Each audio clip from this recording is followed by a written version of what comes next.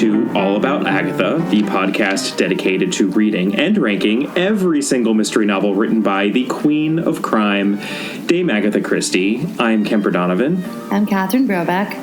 And this week, we are discussing Why Didn't They Ask Evans? An Agatha Christie novel. It's been a while since we've covered a novel, so this is exciting. If you had to come back to a novel, man, I'm so glad it's this one. We're just going to put this out there right from the get-go. This was not our favorite. We made mention of this at the tail end of our last episode. I had been under the impression that we were done with the Agatha Christie thrillers, and she does talk about these thrillers a lot, and she was very much aware that they were different from her detective novels because they were breezy and they were easy to write because they were not as convoluted and complex plot-wise, and she kind of wrote them to take a break coming off of Lord Edgware Dies and The Murder on the Orient Express. I get it, but let's just dive right in. Catherine Brobeck, would you like to do the honors as to our publication history here? Yeah, it was published in the UK in September of 1934, but more interestingly, it was published by Dodd Mead in the US under the Boomerang Clue. Why the Boomerang Clue, you ask? We don't really know. I have a theory. I have a theory that it has to do with the rather shoddy plotting of this book, but we'll get there later. Let's not get ahead of ourselves. But yeah, there are no boomerangs featured in this novel. That is for sure. No secret Aussies. We should note, since we are talking about publication history, we're still in the year 1934. That is the year that Murder on the Orient Express was published. Lord Edgware Dies was published at the end of 1933. So we are really right in the middle now of this amazingly productive period of Agatha Christie's novel writing, and this will continue throughout the 30s.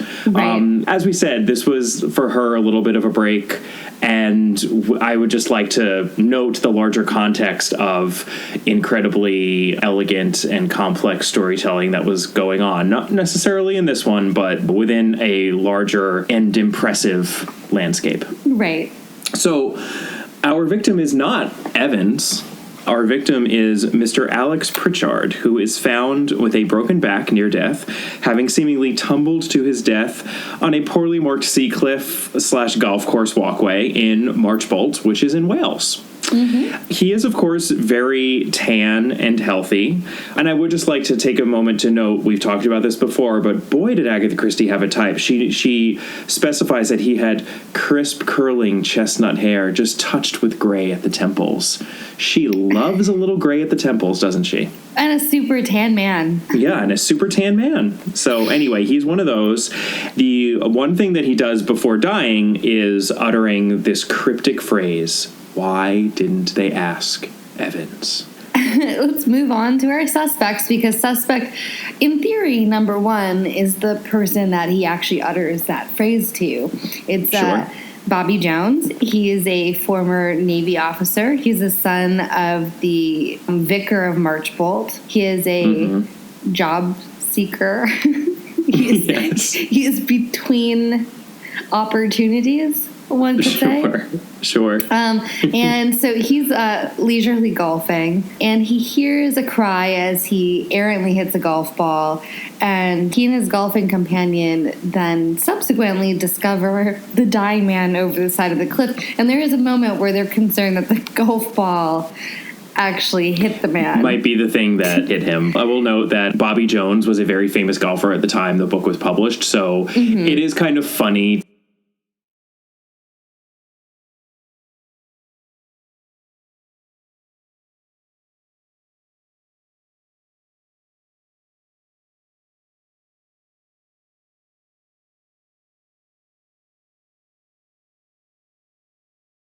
Then next we have Dr. Thomas, who is a doctor in Marchbolt and a golf buddy of Bobby Jones. He's there in golfing, better than Bobby. Then there's Mrs. Amelia Kamen. She's the seemingly low-class sister of our deceased man. She has like henna-dyed hair and heavy makeup, and she comes to claim the body and speak to Bobby about her brother's dying breaths.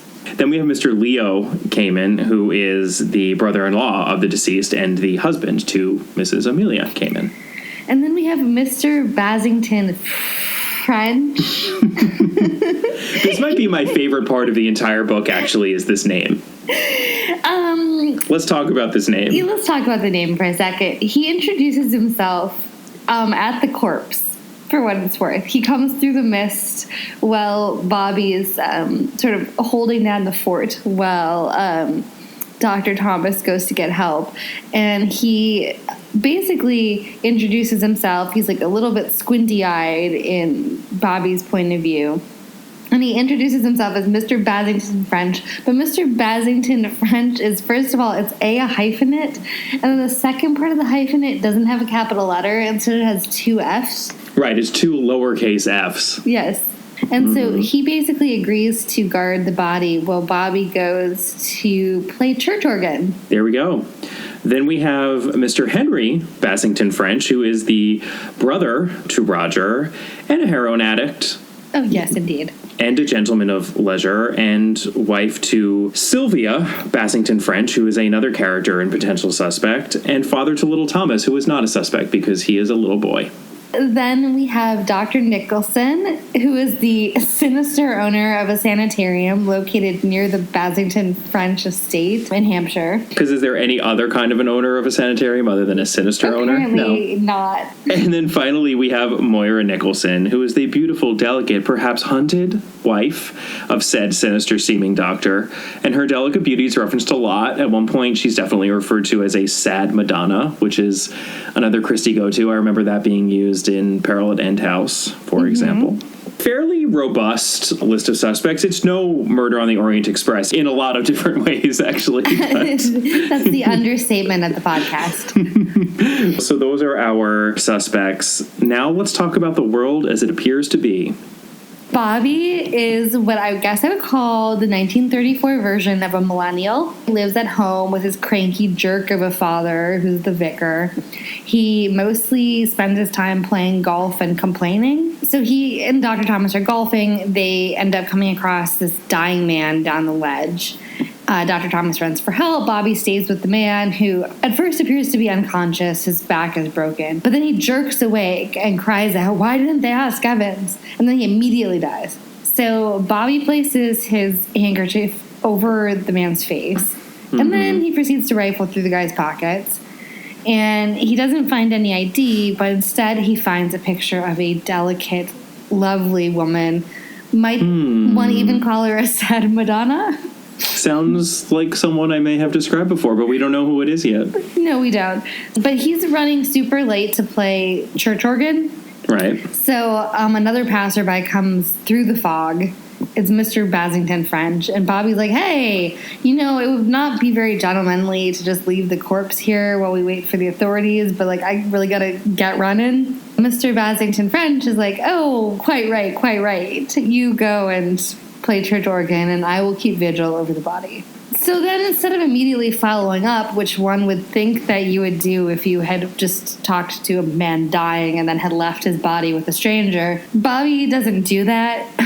Bobby takes a train on a 2-day trip to London because he is meeting his idle, rich, ne'er-do-well best friend Badger, because they're planning on opening a used car scam garage.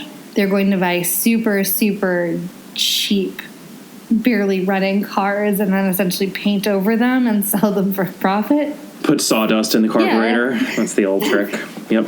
Yeah. But on the train, he runs into his childhood friend, Lady Frances Derwent, better known as Frankie, who has a face like a, and I'm quoting here, an organ grinder's monkey. Yep. That's directly what it says.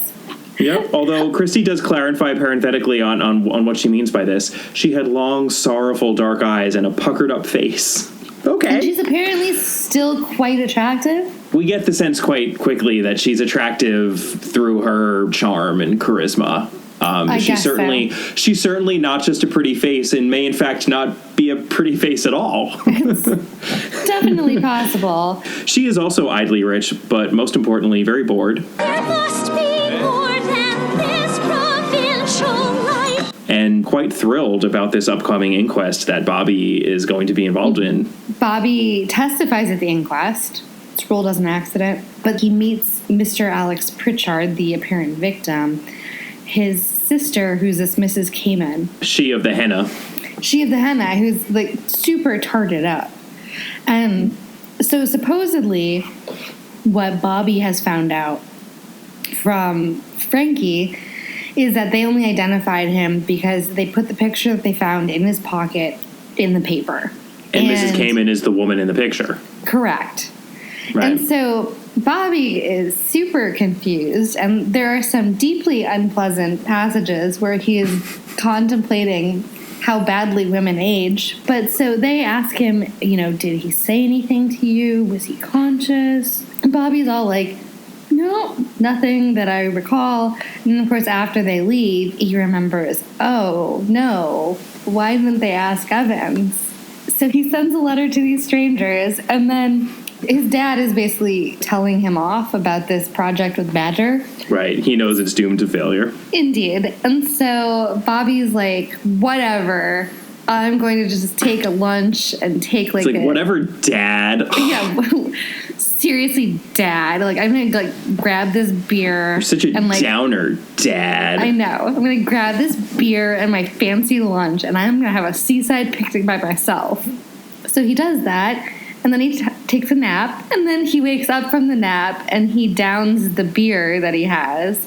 And then we cut to him waking up in a nursing facility because actually he had been poisoned with enough morphine to kill 16 people. He's very proud of this, that he is randomly really not susceptible to morphine poisoning. His body could just really take a lot of morphine. It's crazy that he lived. He should not have lived. And the police just think it's a random lunatic and don't seem to be all that interested in following up on... Which is scarier. It might be the scariest part of the plot is that the police are like, oh yeah, a random lunatic was clearly walking along the seaside cliffs, saw you napping, and decided to dump enough morphine into your beer bottle to kill 16 people. We're not going to investigate that. Maybe they secretly think that he tried to kill himself and he just didn't succeed. Or he's like a morphine addict, Maybe they do. A morphling, as they're termed in the Hunger Games. Who is that? A morphling! Help me get her! Frankie, however, is still bored. There must be more than this provincial life. And still determined to get her murder on. So when she comes to visit Bobby in the hospital, Bobby finally sees the photo in the paper that had been the photo that Mrs. Kamen said, oh, that's me. And in fact, that is not the same photo that Bobby found on this Mr. Pritchard. He's also quite relieved that women don't age that badly. Right. This is brought up again. Yes. They realize that someone seems to be trying to murder Bobby and cover up the fact that he saw this other photo on the body or something. And at that point, they hatch a scheme and, do the hijinks ensue. Frankie decides that either they have to look at the Kamens or Mr. Basington French. So she figures out who the Basington Frenches are, right, where their estate is. And then I'm going to run through this really quickly because there's not a real point in dwelling on it. Nope. She buys a beater of a car from Badger and Bobby, who at this point have now opened their scam garage. Then Bobby and her friend, Dr. George Arbuthnot, by the way, where we've heard that last name before. I know. Murder on the Orient Express. Maybe Colonel Arbuthnot is his brother. Maybe. They drive to Hampshire. They stage a ludicrous car crash. And then Dr. Arbuthnot declares Frankie concussed and says that she must stay in the nearest estate, i.e. the one that she crashed into, which is Meroway Court, which is owned by the Basington Frenches, where she quickly befriends Sylvia Basington French, the wife. George departs, and Bobby glues some hair to his lip as a mustache and shows up in town as her chauffeur. So now they are ensconced there and they can commence their undercover investigation. So Let's talk about our first clue, the photograph. It's also basically our only clue. Yeah, it pretty much is our there only are clue. other clues. Yeah, no. But I mean, it's the most important clue, and it's really, at the end of the day, the only clue that matters. Right. Since we know that there was a photograph in the dead man's pocket that was not the same as the photograph reproduced in the newspaper, that means that either there were two photographs or the photograph of the pretty woman that so captivated Bobby was swapped out, presumably by Roger Basington French after Bobby left, since he was the only person left alone with the body after Bobby left. So that must mean that Roger has something to hide, which also probably means that Roger has something to do with the death of the man on the cliff. So we kind of have gotten there at the point at which Bobby and Frankie are at the estate, and that's why they choose to focus their investigations on Roger Basington French. Clue number 2 is that then it immediately turns out that the woman in the photograph is none other than aforementioned creepy Dr. Nicholson, he of the sanitarium. It's his wife, Moira.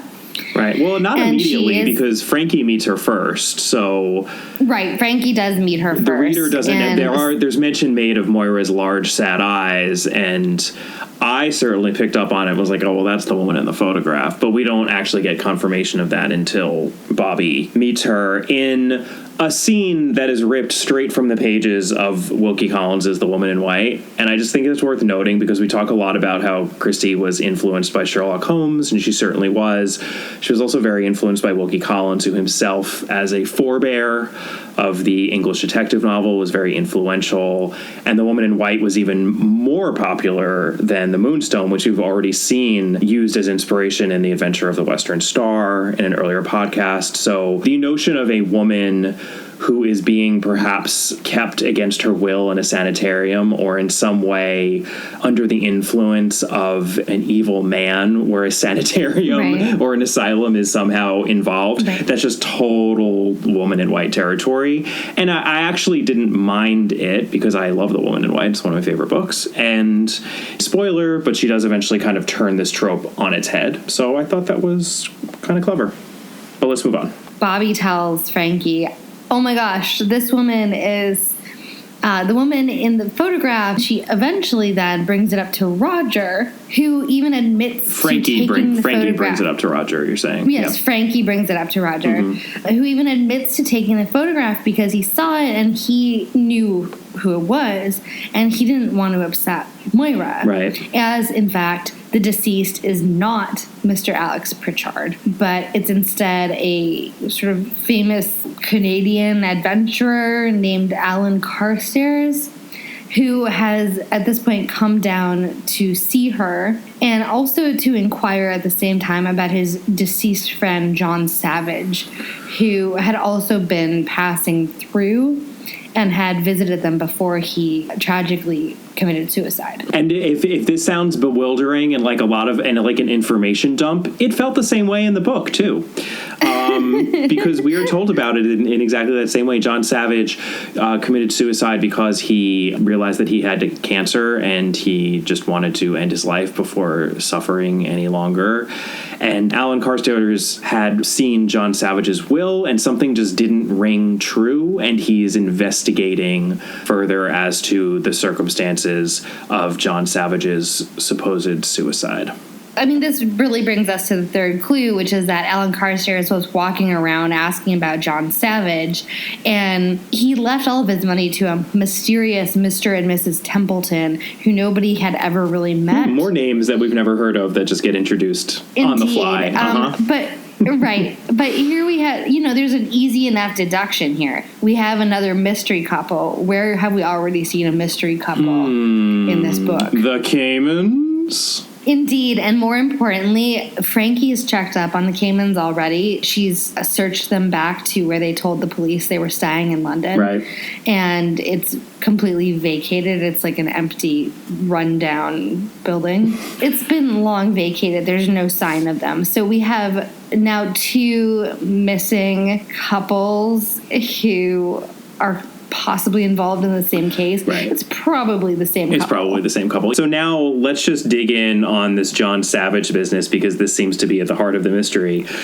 And in fact, it is. So John Savage's will, this was what didn't sit right with poor Alan Carstairs. That will we learn much later, toward the end of the book, was witnessed by the cook and the gardener of the house, but not the parlor maid who had been tending to Mr. Savage at the house. So that seems very strange. We also learn that the cook is, as Bobby calls her, a quote-unquote nitwit.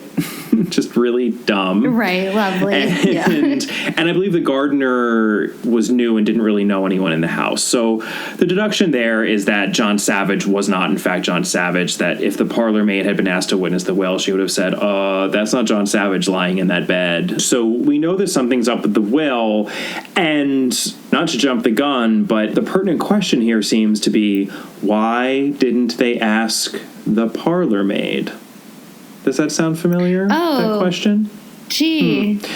It might sound very similar to something else. We'll get to that in a moment, because there are a bunch of other clues, but fear not, dear listener, we will not be going through them, as most of them are red herrings. There are a lot of red herrings. So we did mention as we were going through our list of suspects, that Henry Basington French, that's Roger's brother and Sylvia's husband, who is the patriarch of that estate, that he is a heroin addict. And he seemingly kills himself because Dr. Nicholson wants to take him away to a sanitarium and make him better, but he seems to shoot himself in the head right before that is going to happen, and it's very tragic, and Sylvia is very upset. Frankie is practically right there when it happens. It's a very jarring scene, actually, in the novel. In the house. And then Frankie checks on the will. This is all just more pertinent information here that we're kind of sifting through. Frankie checks on the will of John Savage. With her own solicitor, actually. She learns that the will was changed at the last minute so that Savage donated all of his money, or at least several £100,000 of it, to this random couple, the Templetons,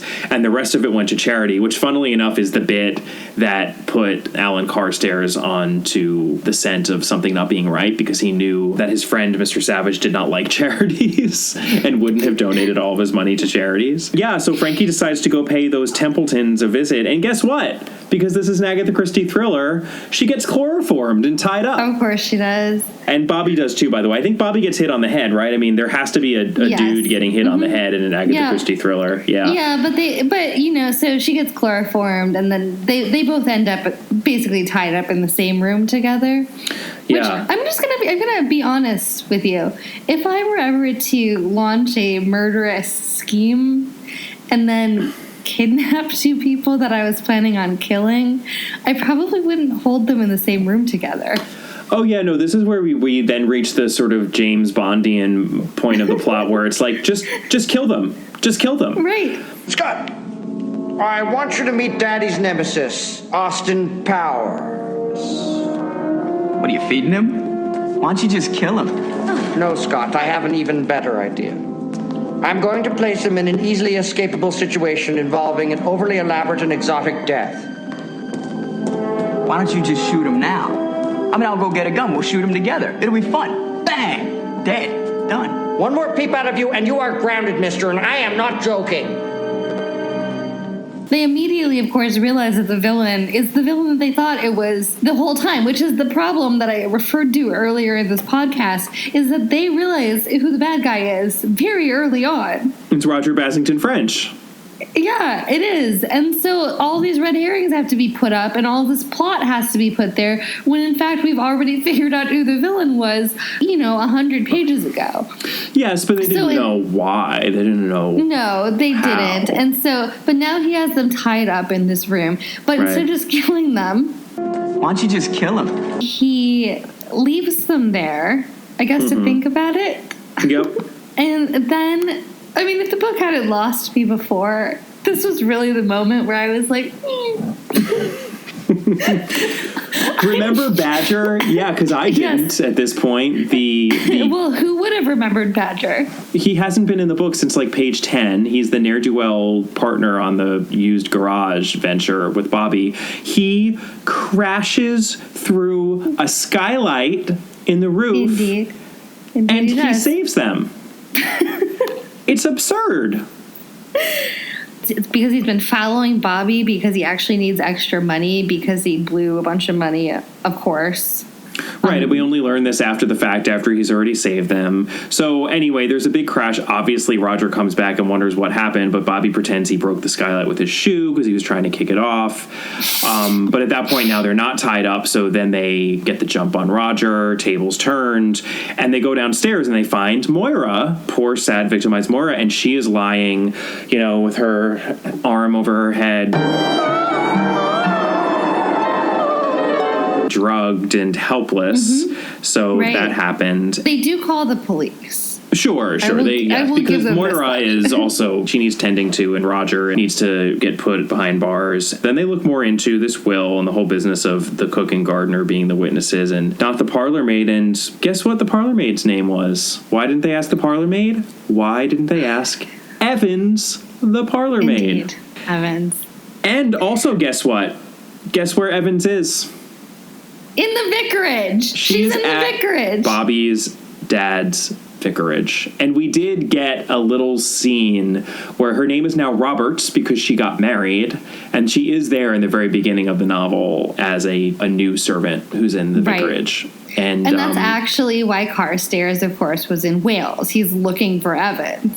So that at least makes sense. And that's my theory as to why the American title is the Boomerang Clue, because what we started with super early on in the case is what we come back to. It's like the whole thing went back to the vicarage and where everything started. So it's this boomerang effect. If that wasn't all enough, just to be clear, Moira also shows up in Wales and then tries to poison Frankie and Bobby. And then Frankie prevents it. Moira gets arrested, and then Roger writes her like a really nice letter from Roger South writes America. Frankie a really nice letter. Yeah. Confessing everything, and he's escaped to South America. To me, that letter was so bad. It read like a fan fiction version of Sir Eustace in The Man in the Brown Suit, or the best version, Dr. Shepard in The Murder of Roger Ackroyd. It was of the same ilk. It was trying to do the same thing. Yeah, but it was terrible. It was terrible. Definitely not the best wrap-up to a plot, I'd say. Because, by the way, we should mention that Moira actually drugged herself in the house when she was found. She stabbed herself with a needle of morphine or whatever. Yeah. Oh, and then, of course, obviously, Frankie and Bobby are in love and they get married. Completely inexplicably, because they have zero chemistry. I don't know about that. I think they have zero chemistry in that the characters in this story don't really exist, don't spring off the page. But let's put it this way. The romantic ending was telegraphed every which way.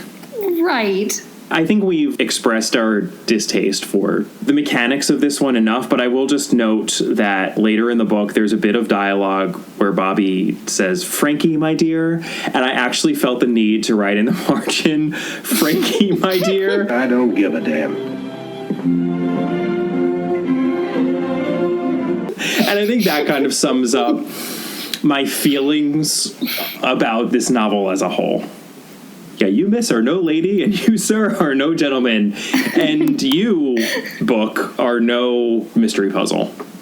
I feel like we're segueing into rankings, but let's just really quickly, before we get there, talk about the adaptations, because there actually are two adaptations of this novel. There are, and they are surprisingly standing at either end of a spectrum on which adaptations lie, which I think is interesting. So the first adaptation is London Weekend Television in 1980, and this is actually, the adaptation itself, I think, is fairly uninteresting in that it is perhaps the most faithful adaptation I've ever watched of, like, anything. Yeah. I mean, it is, there are a couple of little differences, but nothing worth speaking about. And this thing is slavish. We could critique that and say it's a problem. I certainly, given that I didn't enjoy the novel very much, I did not really enjoy watching a 3-hour adaptation in which every single plot point was reproduced. I will just put it this way. I was on a business trip, and I was like, well, what better way to spend an evening by myself in a hotel room? May I suggest staring at the wall? There are better ways. Any other option would have been a better way. Yeah. But The fact that it is as faithful as it is what's important, because this was the first television adaptation of a Christie novel in a really long time. And this is discussed in a couple of different areas. Our good friend Mark Aldrich discusses this in his book, Agatha Christie on Screen. I also did a little bit of research and saw it discussed elsewhere, that the reason why this adaptation is so faithful is that basically London Weekend Television had to prove themselves to Agatha Christie's estate that they could do an adaptation that was going to be true to the story. So they ran with it as hard as they could in that direction. And because of that, one could argue that that is the reason why we then got the Miss Marples with Joan Hickson, and why we got David Suchet as Hercule Poirot. Why didn't they ask Evans was a good choice? Because it is a standalone. So if it had been terrible, there was no messiness. They could license out that title, and then everything else was free and clear. They didn't have to worry about this terrible Poirot adaptation hanging out there and muddying the waters of something else. You know, and it's not that it's bad. I mean, like, no. I just said that it was, like, miserable sitting in a weird hotel room watching it, but it's just because it's a little bit of a slog. It's a little bit of a slog, and what's also interesting, given that we've already covered the Seven Dials mystery and the Secret Adversary, the stars of this adaptation, Francesca Annis and James Warwick, she plays Frankie, he plays Bobby, they would go on to co-star in the Seven Dials mystery and also the Secret Adversary, and then also Partners in Crime, which is the Tommy and Tuppence series, which we haven't even covered yet, but will at some point. So I felt like, oh my God, I've seen these two do these breezy, Christie thrillery. Secret Adversaries is kind of a thriller. It certainly has at least the feel of it. So I felt a little fatigued when I saw their faces, which is not to say anything against them. They have good chemistry. The actors have better chemistry than, I mean, there's a reason why they kept on casting them in all of these adaptations. So I think there was a little fatigue given the order in which we happened to be watching them, but it was perfectly well done. I will mention Joan Hickson is actually in this adaptation herself as Mrs. Rivington. We did not even mention Mrs. Rivington as we were going through our plot summary. We are not going to mention Mrs. Rivington. She is not a super important character, but for those Joan Hickson fans out there, the diehards, and you are out there, we might be some of them. Feel free to watch for Joan Hickson there. Blink and you miss her, but she's in there. He was very quiet and moody on the way home. But then, of course, he's a Canadian. Canadians are so awfully touchy, don't you think? And John Gielgud, which is just funny. I mean, he's in so many of these Christie adaptations. I never realized it before this podcast. Apparently the West End didn't pay that well. So that's the one adaptation on that side. So, and I think even though we didn't enjoy it as much as we have other adaptations, we have a lot of respect for it and are grateful for it because it led to so many great things.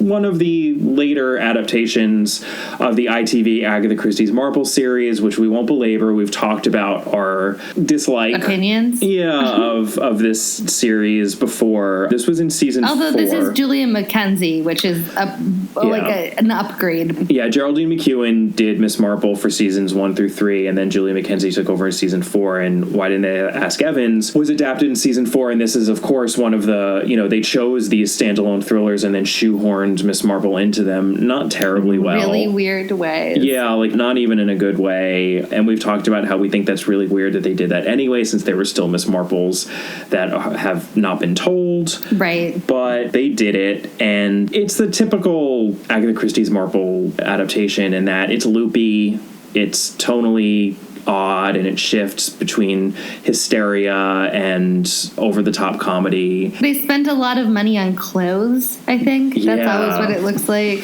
I mean, these things are, it's eye-popping. The series is always eye-popping. The color correction on it is also really interesting because... Oh, for sure. The colors pop. Yeah, in an almost disconcerting way, I would say. Yeah. They changed the plot quite a lot. So many of the elements are still there.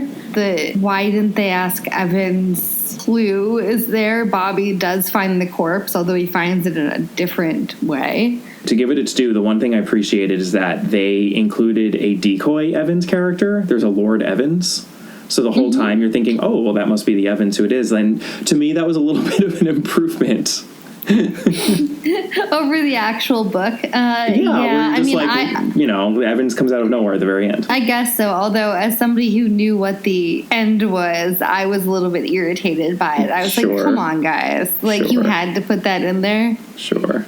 It's a nerd's list of casting because we have Samantha Bond. Yep. I've never seen you after hours, Moneypenny. Lovely. Thank you, James. Out on some kind of professional assignment? Dressing to kill? I know you'll find this crushing, 007. But I don't sit at home every night praying for some international incident so I can run down here all dressed up to impress James Bond. I was on a date, if you must know, with a gentleman. We went to the theatre together. Moneypenny, I'm devastated. What would I ever do without you? As far as I can remember, James, you've never had me. Samantha Bond plays Sylvia Basington French, who, in this version, she is the drug addict. And boy, is she. Oh, man. She goes big on that one. And graphically. Mm-hmm. Track marks up and down her arms. Covering her arms. Yeah. And then Moira is played by Natalie Dormer, who you may know as Marjorie Tyrell on Game of Thrones. Do you want my brother to come in and help? What? Well, he could get you started. I know he wouldn't mind. Or I can turn over and you can pretend I'm him. There's no need for us to play games. Save your lives for court. You're going to need a lot of them. Your enemies aren't happy about us. They want to tear us apart. And the best way to stop them is to put your baby in my belly. Even weirder is that Sylvia has a daughter, Dorothy, and Dorothy is played by Gilly from Game of Thrones. How do you know all that? I read about it in a very old book. You know all that from staring at marks on paper? Yes. You're like a wizard. There's like a Game of Thrones thing going on there. They aged up the little boy from the book. He has this pet snake and he's super creepy. And then the daughter with the horn-rimmed glasses, right? That's who you're talking about. Right, yeah. And then Arthur Weasley, isn't it? Morning, Weasleys! Morning! Roger is played by Rafe Spall. So then if you want another Harry Potter connection, his dad is Timothy Spall. Remus? Sirius? My old friend! And the solicitor's name, by the way, is Snape. Bizarrely is so Snape. Bizarre. Always. And then Georgia Moffat plays Frankie, and she's the real-life daughter of the 5th Doctor Who, the wife of the 10th Doctor Who, David Tennant, and she played the Doctor's daughter on Doctor Who. Hey, come on! That's it, hurry up! No, the socket's moved back! Zap it back again! The controls are back there! They're coming. Wait, there isn't... Jenny, I can't... I'll have to manage on my own. Watch and learn, Father.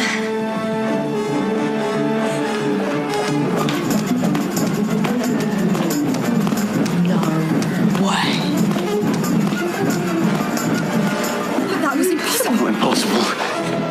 Just a bit unlikely. Brilliant! You were brilliant!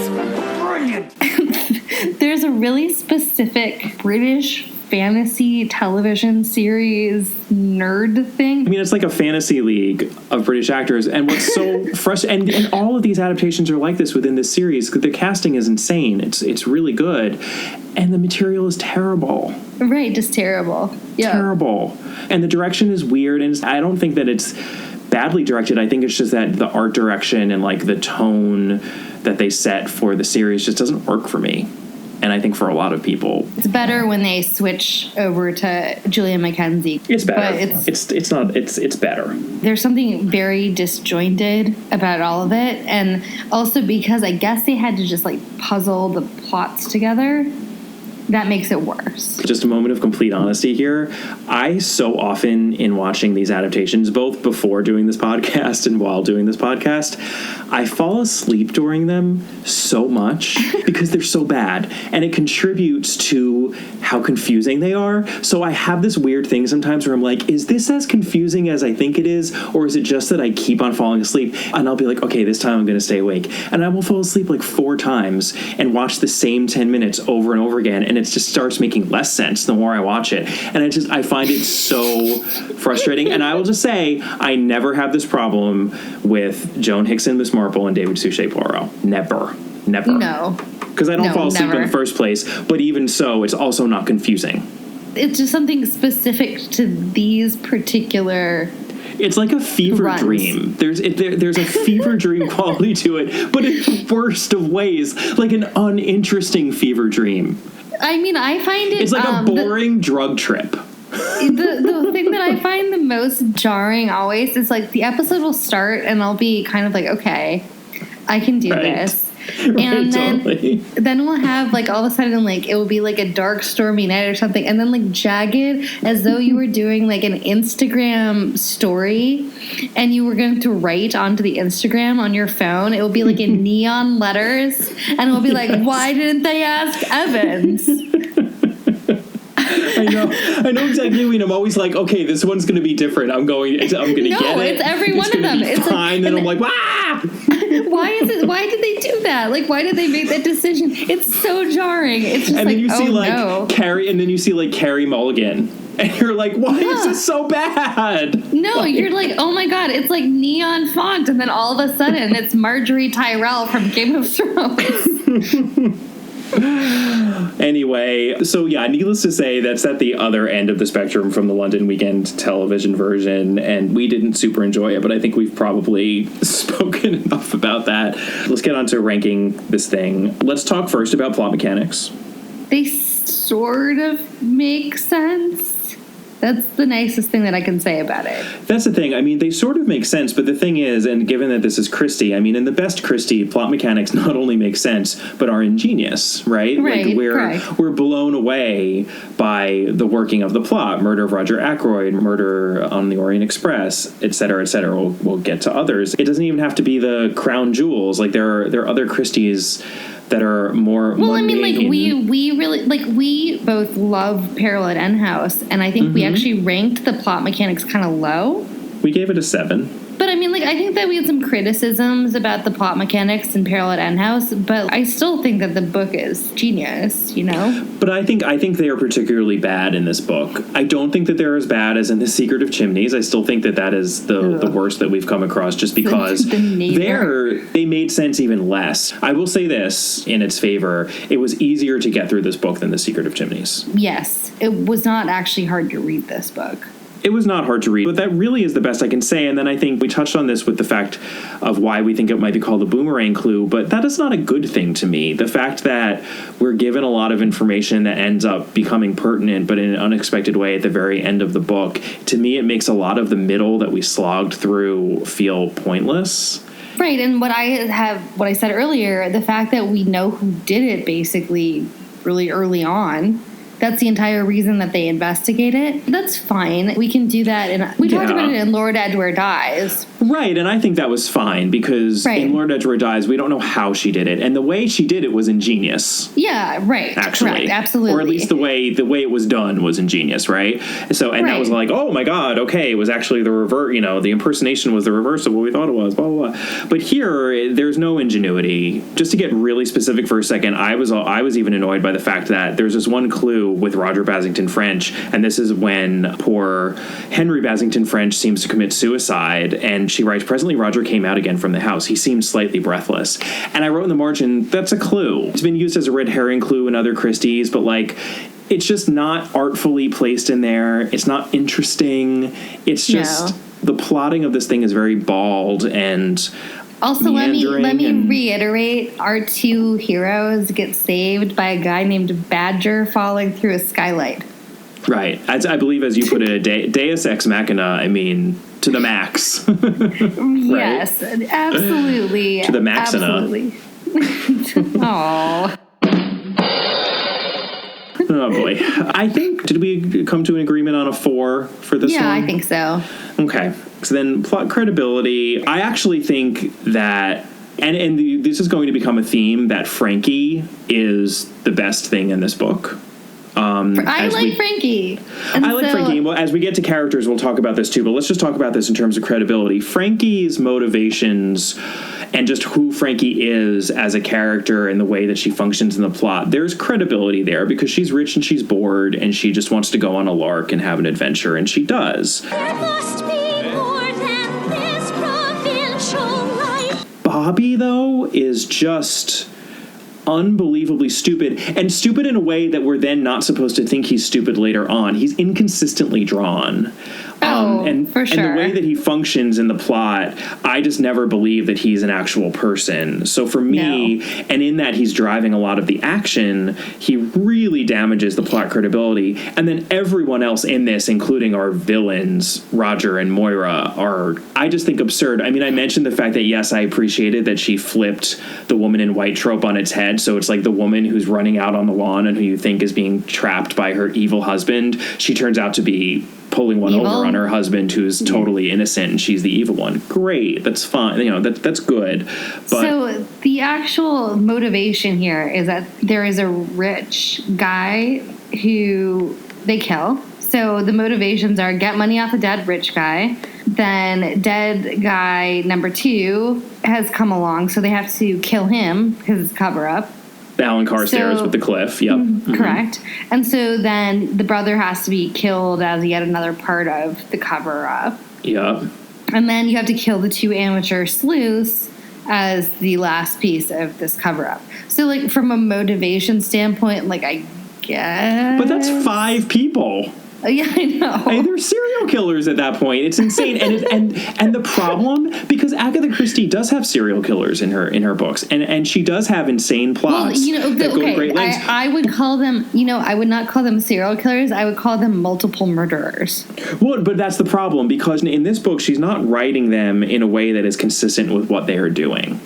And I have no problem with extremity in these books because often that's part of the fun. I mean, we talked about this in Murder on the Orient Express, and that's part of how skillful that book is. It's insane. It's insane what those people do. And it's mainly successful. Not totally successful, I would argue, but it's mainly successful in convincing you that, yeah, this is a thing that could happen. Oh, I mean, I told you that I completely buy it on Murder on the Orient Express. And it's insane. And yet you know that it's insane and extreme, and would it probably ever happen in real life? Of course not. But you buy it as you're reading the book, and when you turn the last page, you're like, okay, like I read something complete, and I believe it, at least within the world of the book.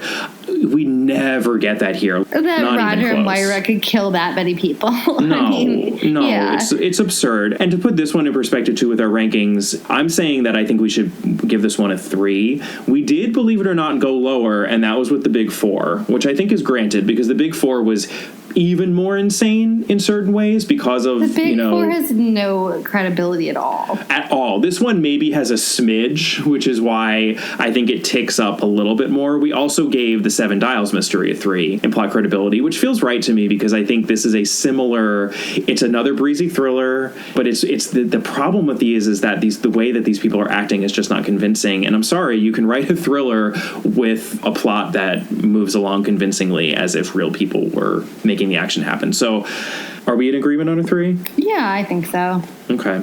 So detective characterization, we obviously don't have detectives here because this is a standalone and it's one of the thrillers. The only thing other thing I did want to say about that, this is in favor of this book, and perhaps it shows a little bit of growth in terms of the thrillers. This is the first thriller where we don't have a mysterious masked character such as Mr. X or Mr. Brown or the Marquis or the Duke or the Colonel who has to be unmasked at the end of the novel. So yay?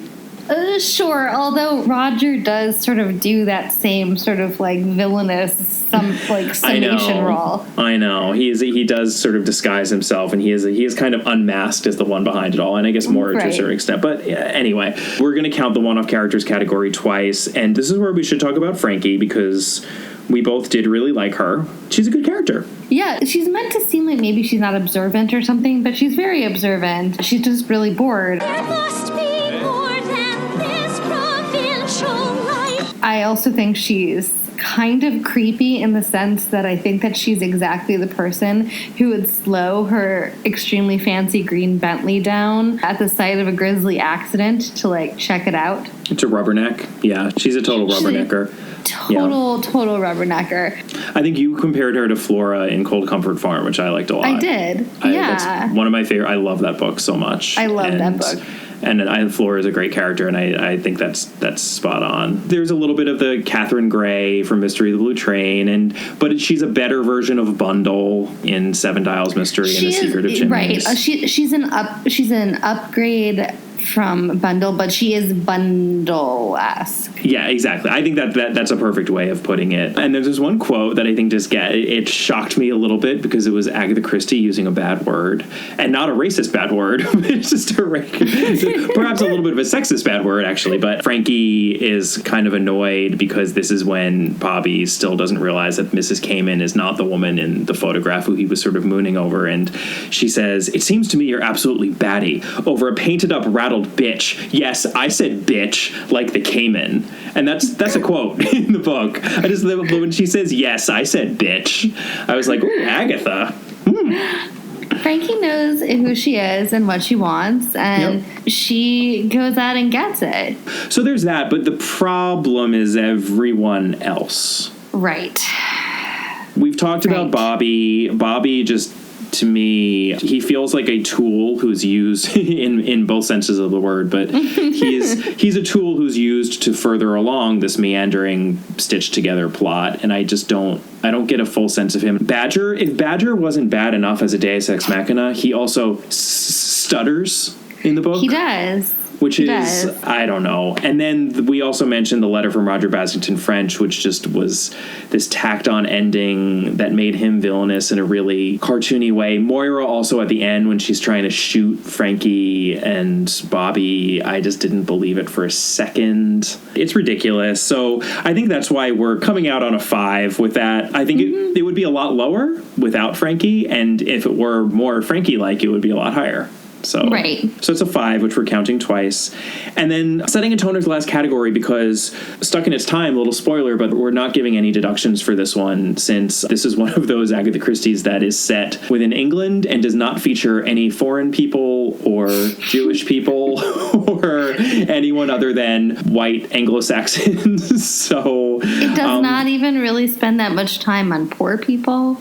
No, so there's really no opportunity to be offensive to a 21st century audience. So 0 deductions on that. But yeah, let's talk about setting a tone for a second because it's an interesting one. It's really odd. It's really odd. It doesn't even necessarily read like a Christie book. I don't necessarily mean that negatively. As we said previously, like I did not find it a terrible read at all. Parts of it certainly sound like her, but there are big chunks of paragraphs, especially in the beginning, where there's a tonal oddity to it.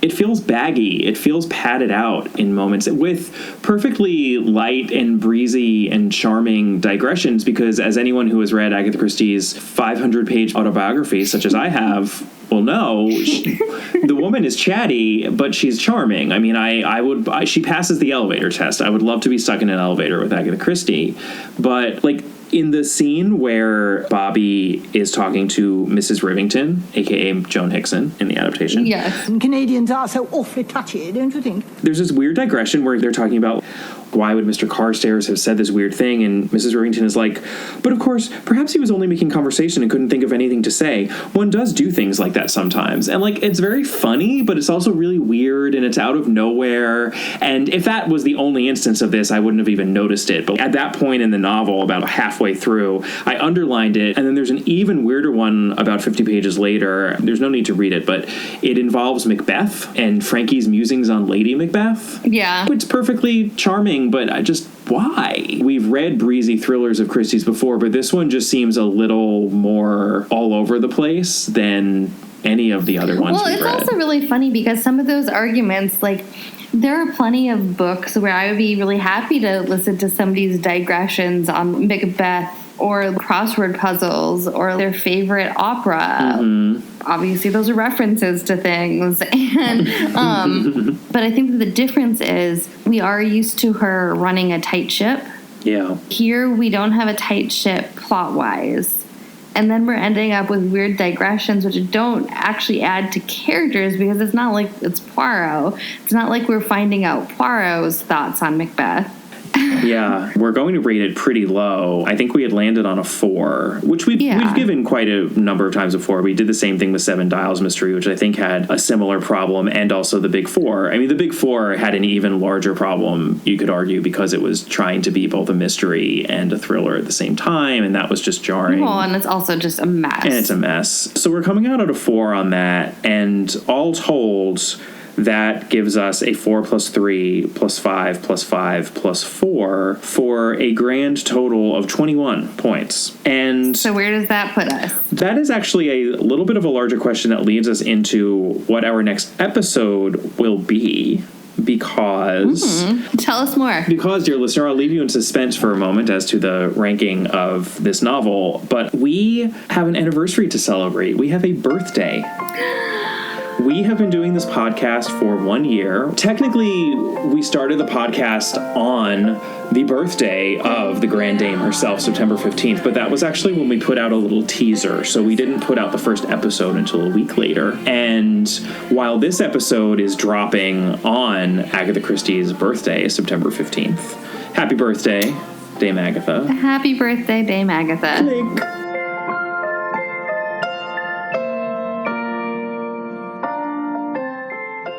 We, next week, are going to do a very special episode, both reviewing where we are in the canon at this point. We have read 14 novels at this point, and more specifically where we are in the rankings, because we may have a little bit of tweaking to do. Yeah, we might have made some mistakes early on. And this happens, I mean, any ranking project often has to course correct a little bit, because I think you don't learn how to rank until you get a little bit into it. It's a relative thing as opposed to just an absolute thing. Right, and unless you're going to turn it up to 11, so to speak. You see, most blokes, be playing at 10. You're on 10 here, all the way up, all the way up, all the way up. You're on 10 on your guitar. Where can you go from there? Where? I don't know. Nowhere, exactly. What we do is, if we need that extra push over the cliff, you know what we do? Put it up to 11. 11, exactly. One louder. Why don't you just make 10 louder and make 10 be the top number and make that a little louder? These go to 11. There is a limit of the number of points that we can give, and so we have been running into that where we've been like, oh no, we might have ranked some things incorrectly. Not surprisingly, but the one that seems most out of whack to us is the very first novel that we did, which is The Mysterious Affair at Styles. At least to me. I think we ranked it really low. Yes, I agree. We just kind of want to take stock as to where we are before we move forward. So that's going to be happening next week. But to end your suspense, at 21 points, Why Didn't They Ask Evans is in fourth to last place. It is technically tied right now with The Mysterious Affair of Styles, which is absurd. Clearly not right. Absurd. Don't worry. But our current lowest place ranking is The Secret of Chimneys, then The Big Four, then The Seven Dials Mystery, and now Why Didn't They Ask Evans? And I think that will probably remain somewhat stable. We'll talk more about that in the next episode. That brings us to an end of Why Didn't They Ask Evans? The next novel that we will be reading is 3-Act Tragedy, also called Murder in 3 Acts. That is the alternate American title. And as we mentioned, next week will be a little bit of a freebie, and then after that we'll be reading a short story or two before we get to 3-Act Tragedy, but just a heads up. And in the meantime, we would love, as always, to hear from you. You could email us at allaboutthedame@gmail.com, or contact us on Twitter at allaboutthedame, or Catherine individually at Brobcat. You can find us on Facebook. Our Facebook page is All About Agatha, or on Instagram at All About Agatha. And please do rate and review us on Apple Podcasts. It would really help us out. And not just Apple Podcasts, Stitcher also, and anywhere else that you listen to this podcast. We will talk to you next time. Bye. Bye.